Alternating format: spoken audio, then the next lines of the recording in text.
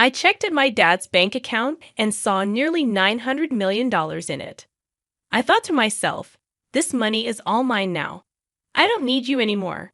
After my kind father-in-law passed away, I was still mourning when my husband casually dropped the bombshell that he wanted a divorce.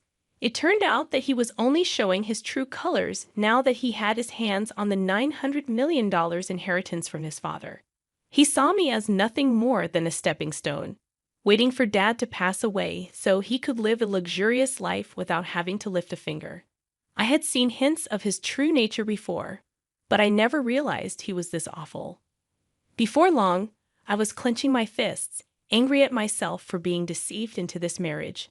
I could accept being fooled, but I couldn't tolerate him speaking ill of my kind father-in-law.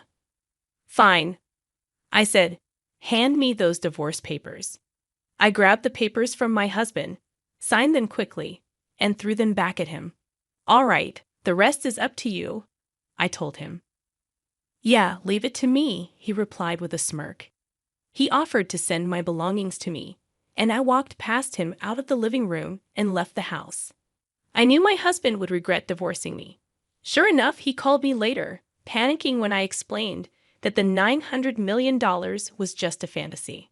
My name is Carol. I'm 45 years old, and I work in sales.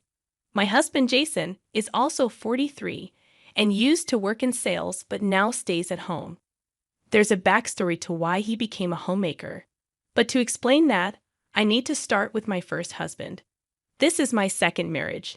My first husband died in a work accident 7 years ago, leaving me a widow.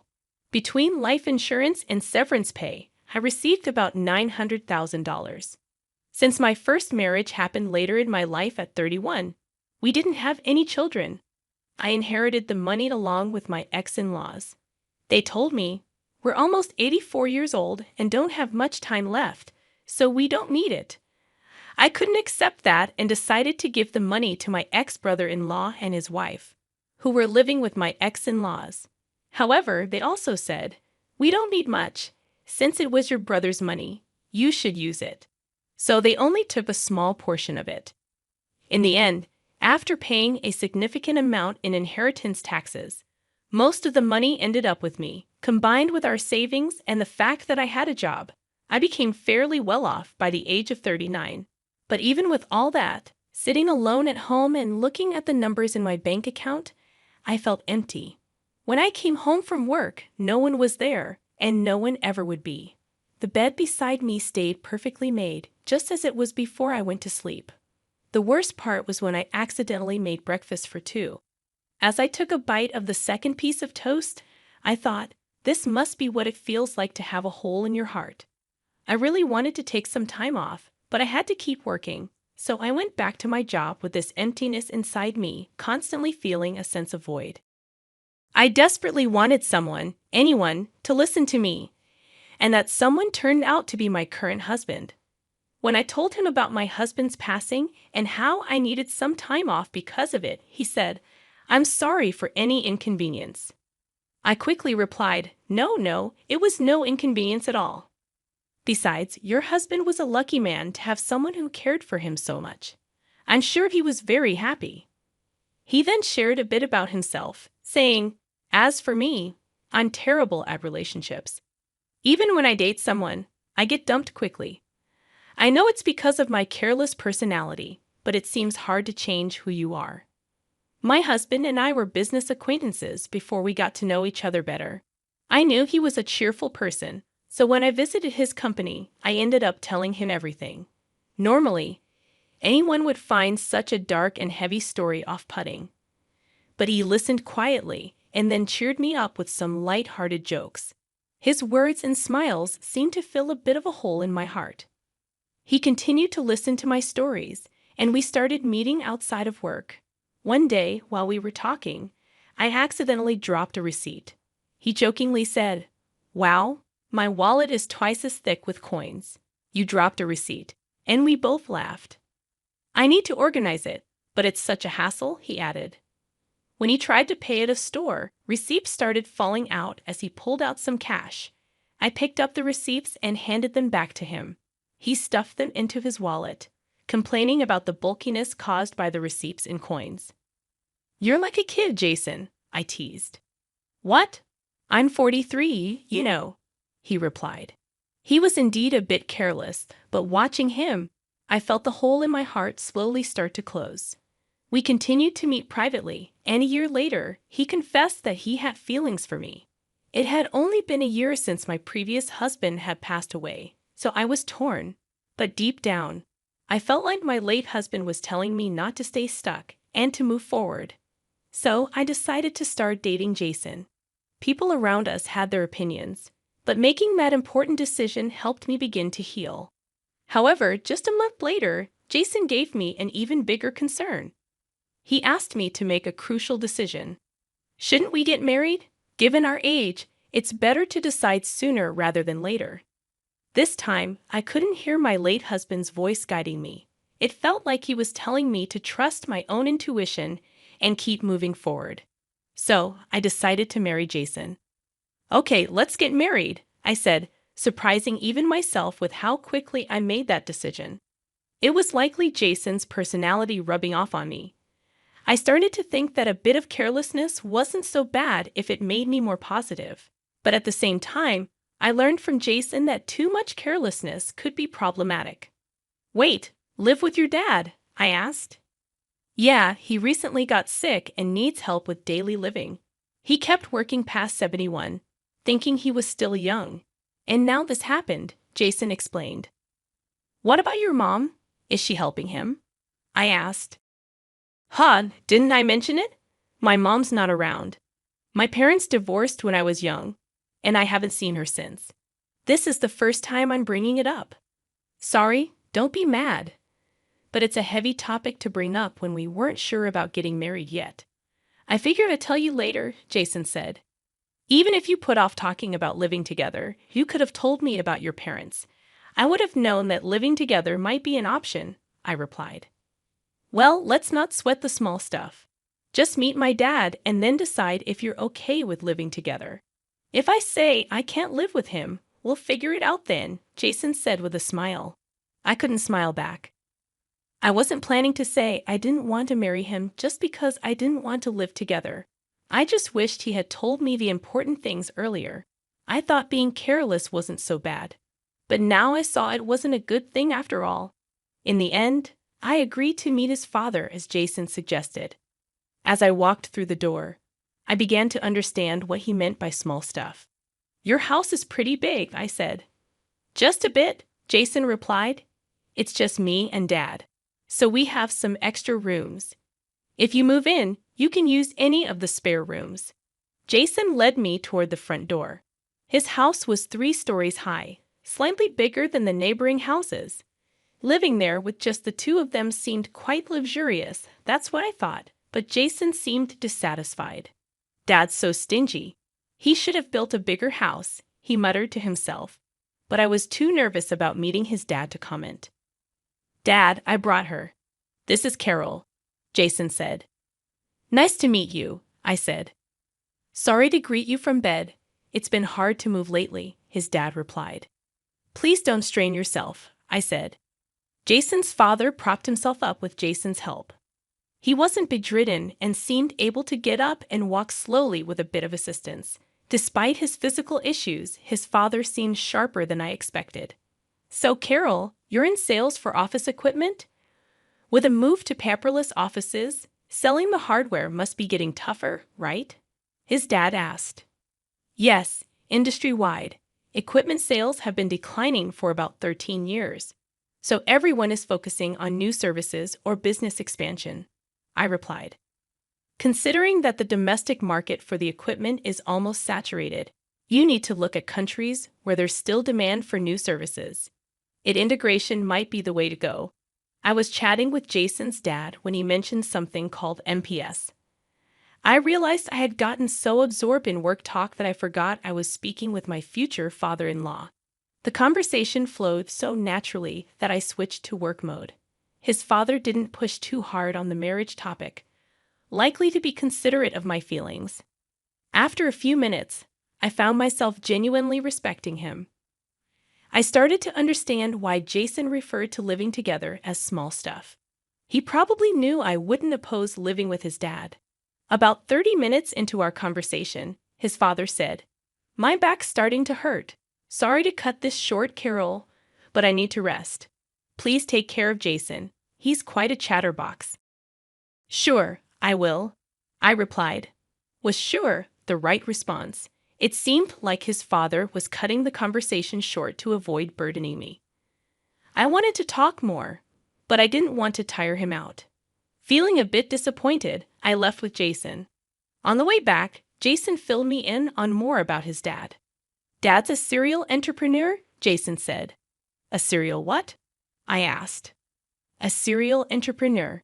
He starts companies, grows them, then sells them. He's done it multiple times," Jason explained. "You can just buy and sell companies like that?" I was surprised. "Well, yeah, selling one company involves millions of dollars, and starting and growing a company also needs a lot of money, so the sale isn't all profit. But still, Dad's pretty well off. He just doesn't like to spend," Jason said. "He could build a mansion that would make jaws drop, but he doesn't." "Don't you know much about his work?" I asked. "He doesn't talk much about work or money. He never hired me for his companies or taught me how to make money. Living at home is the only way he spoils me. If he's got so much money, he could spoil me a little more, don't you think?" Jason replied. "Your dad probably has his reasons," I said. It seemed his father was quite an impressive person. It made sense that Jason might feel overshadowed by him. Given how incredible his father was, Jason probably got compared to him a lot, so it's understandable he'd have some complaints. "By the way, why did your mom leave? Your dad seems so kind. It's hard to imagine their marriage not working out," I asked. "Mom spent a lot and wanted an easy life. After the divorce, people only came after Dad's money, so he decided never to marry again. He focused on work instead.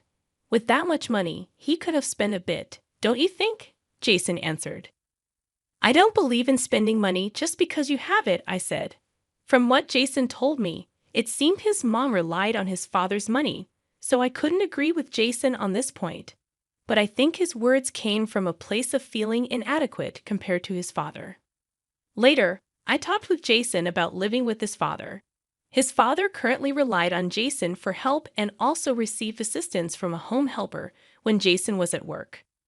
I thought my husband and I would continue working while getting help from a home assistant to take care of my father-in-law.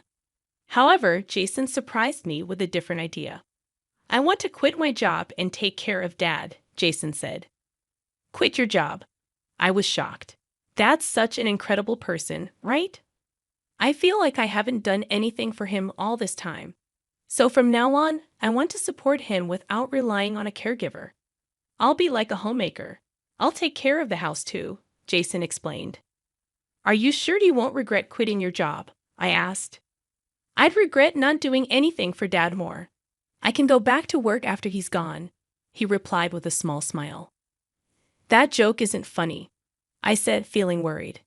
I thought my husband might resent his father, but it turned out that wasn't the case. Despite everything, he really cared for his dad. "If you're going to be a homemaker, you'd better handle the housework properly," I warned. "Leave it to me," Jason said, puffing out his chest confidently. Since my father-in-law would cover his own expenses, and my income would be enough for the two of us, I decided to leave the housework to my husband.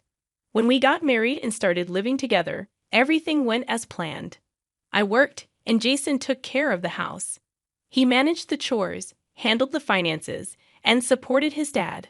Whenever I tried to help, he'd insist, "You're tired from work. I'll handle the house stuff. You rest." My father-in-law remained kind and shared many valuable stories with me. Our second marriage was going well, but I noticed that my father-in-law sometimes frowned when he saw Jason doing housework. A month after we started living together, Jason began slacking off on the chores. "You're sleeping on the couch again? You've been there all day, haven't you?" I asked. "No way. I went to the fridge when I was thirsty, and to the bathroom too," Jason said, trying to defend himself. "That's not what I mean." "What about dinner?" Did you go grocery shopping? I asked. Dinner's ready. Don't worry, he replied. I glanced at the kitchen, but saw no sign of cooking. All I found was an empty container on the dining table. It was clear that he had been lazy all day. When Jason said dinner was ready, it was actually takeout arriving just in time. The intercom rang, and Jason grabbed his wallet and headed to the door. I was too stunned to say anything. Jason had only managed the housework diligently for the first 3 weeks. After that, he gradually stopped doing anything, and I ended up cooking, cleaning, and doing the laundry. It seemed typical for someone with a careless personality to start strong and then slack off. Caught up in the excitement of getting married, I hadn't foreseen this. My father-in-law, on the other hand, must have predicted it early on, which is why he frowned when he saw Jason doing housework. As Jason began to shirk his duties, my father-in-law started apologizing to me. That boy is so careless.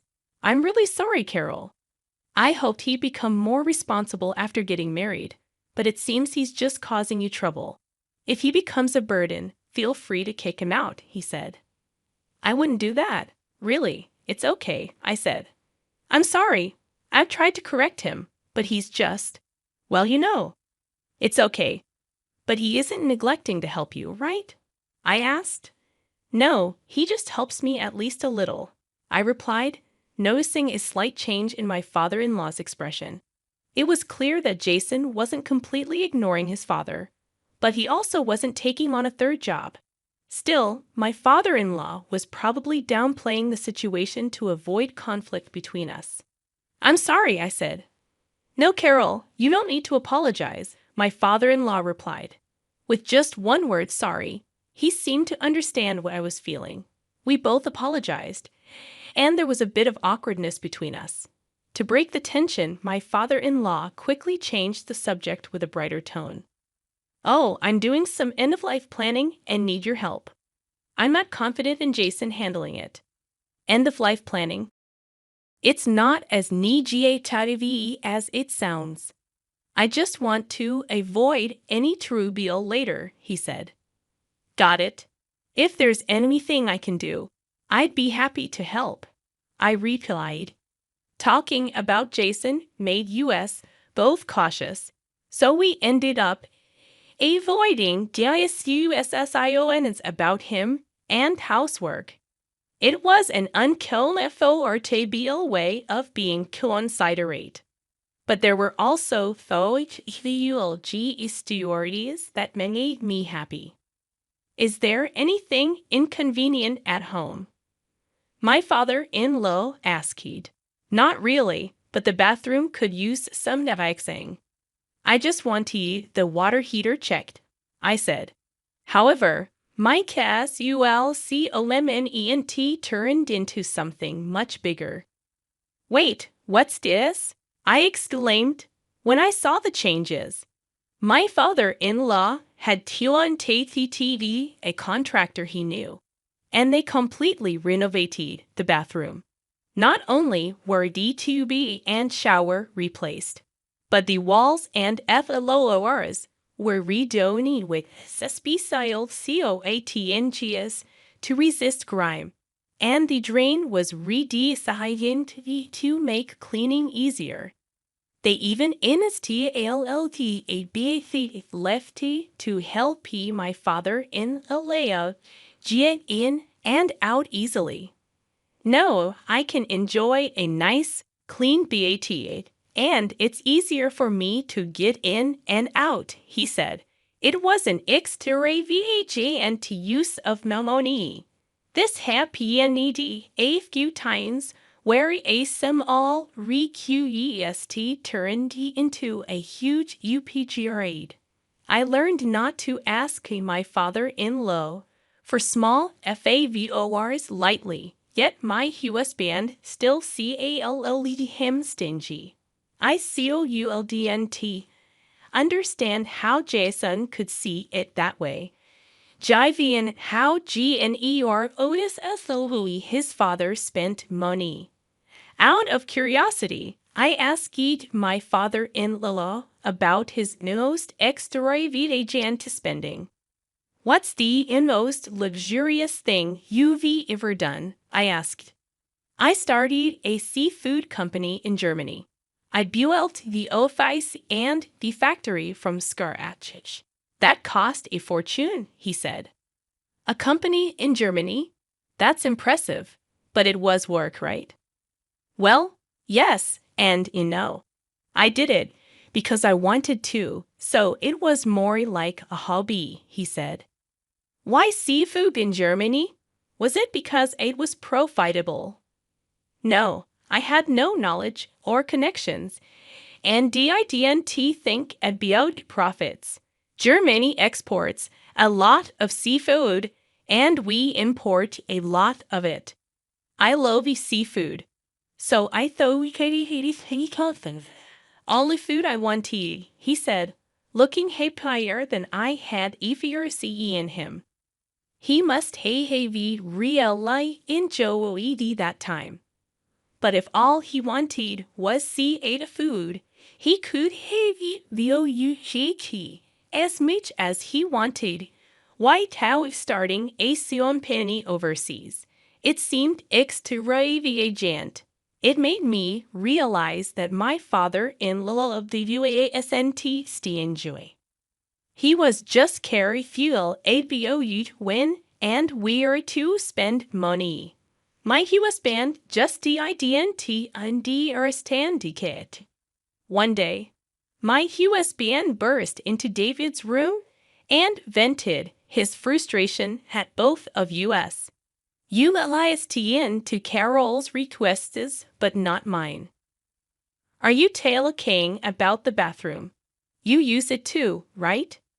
And since TLEANING is easier now, it's a big help to you as a homemaker, right?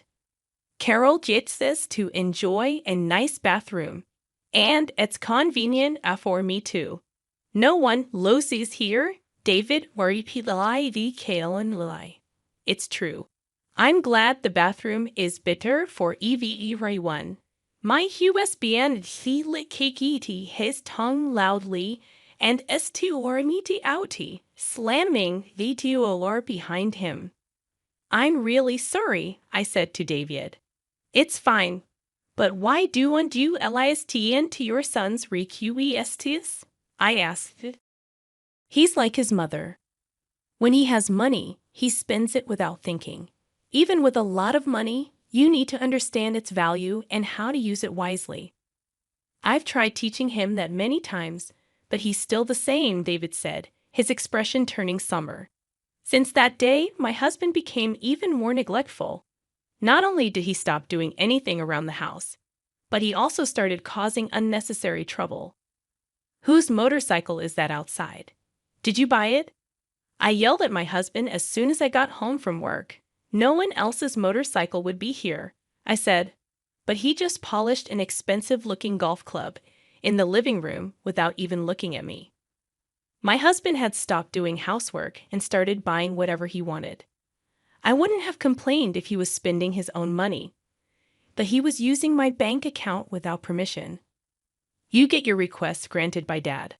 Let me have a bit of luxury too, he said, trying to justify his actions. He had been diligent as a homemaker at first, and I hadn't seen this lazy side of him before we got married. It seemed he had been hiding his true self before marriage. I felt completely fooled. When we got married, I told my husband, if my salary isn't enough for our living expenses, feel free to use the money in my account. I took back my bank book to prevent him from using the money without my permission. When I checked it, I saw he had spent around $80,000 in just 3 weeks. It was an expensive lesson that I couldn't trust him. Naturally, I thought about divorcing him, but I didn't want to leave my father-in-law in his care. So I crossed divorce off my list of options. My husband seemed to sense that I wouldn't divorce him and became even more arrogant. Hey, can't you come home earlier? I've been waiting for dinner all this time, he complained, treating the living room like his personal nest and hardly moving from there. Of course, he did no housework at all. What does being a homemaker mean? I was starting to lose my understanding of it. He had said he didn't want to rely on a home assistant, and wanted to be a good son. But he ended up hiring a caregiver again. Honestly, this made me feel better knowing my father-in-law wasn't left to my lazy husband. I decided to avoid my husband as much as possible, thinking, let sleeping dogs lie. With this mindset, the year flew by quickly. Then, a significant event happened for both me and my husband. Thank you for everything. My father-in-law passed away just before turning 83. The time I spent with him was short but incredibly meaningful to me. It felt like we had spent 13 years together. Even after the funeral, I couldn't pull myself together and felt a deep void in my heart. As I sat in the living room, lost in emptiness, my husband walked in with a cheerful expression. Hey, let's get divorced, he said. What? That single word snapped me out of my daze. He was waving the divorce papers in my face. It wasn't a misunderstanding or a joke. I found Dad's bank account. Guess how much is in it? Nearly $900 million. So this money is all mine. You're no longer needed, he said. When Dad collapsed a year ago, I didn't want to deal with taking care of him, so I looked for a wife. I figured you'd be an easy catch since you were grieving the loss of your previous husband. I see. So that's why you were in such a hurry to get married. That's part of it. But then I changed my strategy. You inherited money from your late husband, right? You never talked about it, but I figured his retirement and insurance would be substantial. I took care of Dad while you acted as the ATM until he passed away. It was easier than working. Now that Dad's gone, I'm set for a lavish life with his inheritance. Do you think you can get away with this? I asked, feeling my anger rising. Of course, I'm his son, so it's only natural I inherit his wealth. He worked until he collapsed, and I thought he'd live until 87, but he died sooner than expected, so I'm lucky, he replied smugly. I realized I was clenching my fists. It was my fault for being tricked into marrying him, and I could accept that. But I couldn't forgive him for speaking so badly about my kind father-in-law. I was ready to punch him, not caring about the trouble it might cause later. But then I felt like I heard my father-in-law's voice saying, "Stay calm." There was no need to do anything rash. Are you sure about this? All right, give me the divorce papers, I said. I snatched the papers from my husband, signed them on the spot, and handed them back. Thanks for making this easy, he said, clearly gloating. I'll file these tomorrow. You can take all our savings. I've got $900 million, so take as much of that petty cash as you want. Okay then, I replied. I'll file the papers and send your stuff if you want. I walked past him and out of the house. As I left, my anger started to fade and a wave of laughter began to rise. My husband would soon regret divorcing me. That $900 million was just a pipe dream. A few days later, while staying at a hotel and looking for a new place to live, my ex-husband called. Hey, what the hell did you do? He yelled. I instinctively pulled the phone away from my ear as he started shouting. He seemed confused, so I needed to explain what was happening. I can guess what happened. But why don't you tell me? I asked calmly. When I tried to withdraw money from Dad's account, they said this money can't be withdrawn. What's going on? There should be $900 million in there, he said, frustration evident in his voice. It looks like you didn't know. Since your dad didn't spoil you, you never took an interest in his affairs, right? And he never discussed his work with you, I explained. Stop with the riddles. There's money, right? He demanded. Yes, there's $900 million, but it's collateral, so you can't touch it, I replied. Collateral? He asked, his voice shaking. That's right. The money is in the account, but it's untouchable, like a pie in the sky. Also, that money is about to be used to pay off debts, so we'll be gone soon, I explained. You're kidding. There's $900 million, and I can't use any of it? His voice grew quieter as he started to panic.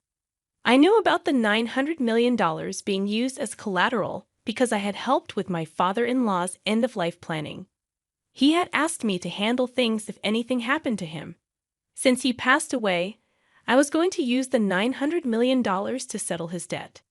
But when my ex suddenly demanded a divorce, I left the paperwork to him, telling him to take care of the rest. What did Dad do with the $900 million? My ex asked.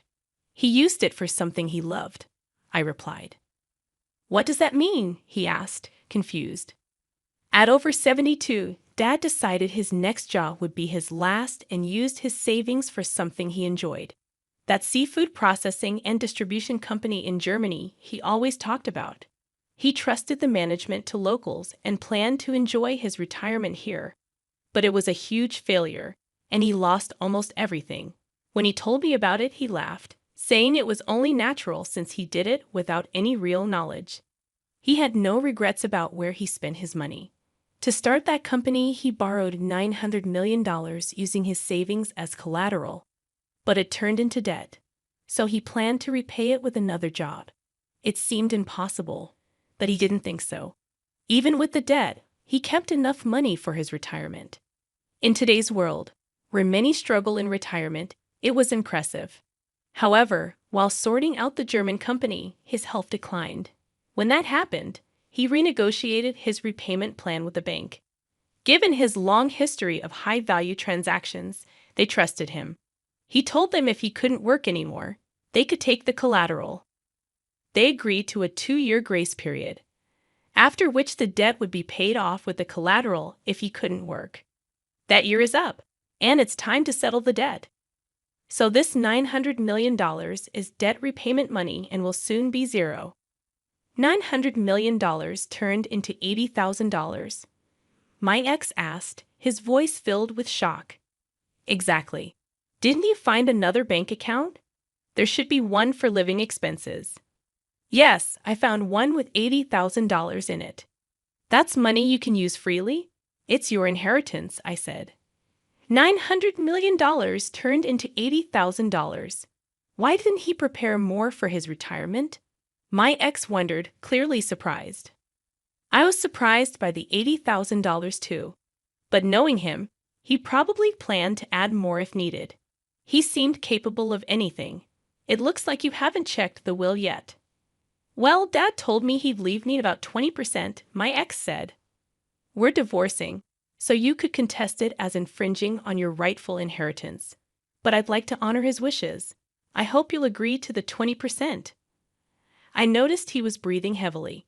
He thought he'd get $900 million, but the amount kept shrinking, and now he was panicking. Why did he waste so much money? He could have bought anything with $900 million. My ex yelled, frustrated. Yelling at me won't change anything. He was happiest when he talked about that time, so he had no regrets. It was his money, and he used it. He planned to repay the debt himself, so no one can complain. You just jumped to conclusions and got ahead of yourself, I replied. Why are you so panicked? I asked. The truth is, I thought I'd get $900 million, so I spent all my own money. My account is empty, he admitted. What? Seriously. I was shocked. My ex-husband had been spending money he didn't even have yet. Now that we were divorced, he couldn't rely on my savings anymore and was currently unemployed. I finally understood why he was so panicked. Still, you have a roof over your head and a house, so you can rebuild your life, right? I suggested. I'm almost 54, unemployed, and have only a little savings. What's going to happen to me? Please help me, he pleaded. You have savings and a job, don't you? Why should I help an ex-husband? You're suffering the consequences of your own actions, I said firmly. Please, let's pretend the divorce never happened, he begged. I ignored his pleas and hung up the phone. Having a careless personality is definitely not a good thing. With that thought, I went back to looking at property listings. Surprisingly, my ex-husband did follow through with the will and gave me $50,000 from my father-in-law's inheritance. That made up for the money he had taken from me. He probably thought it was too much trouble to fuss over $50,000 after dealing with the $900 million situation. He also apparently started working in sales again, but he didn't seem to be taking it seriously. The shock of not getting the $900 million affected his motivation, leading to frequent mistakes. After a month of struggling under the scolding of Youre supervisors, He saw his paycheck and lost motivation, comparing it to the $900 million he missed out on. He quit after just a month and is now a part-time worker, barely making enough to get by. His savings of $700,000 won't increase. In fact, it'll probably decrease. I wonder if he's thinking about his retirement. Well, whatever trouble he gets into now is not my concern. There's no ATM for him anymore. He'll have to work hard. I rented a small condo and started living on my own. I put the $50,000 from my father-in-law into my bank account. I consider it a kind of talisman, so I don't plan on spending it. Seeing it in the account feels like I'm carrying a bit of my father-in-law's work spirit with me, which motivates me.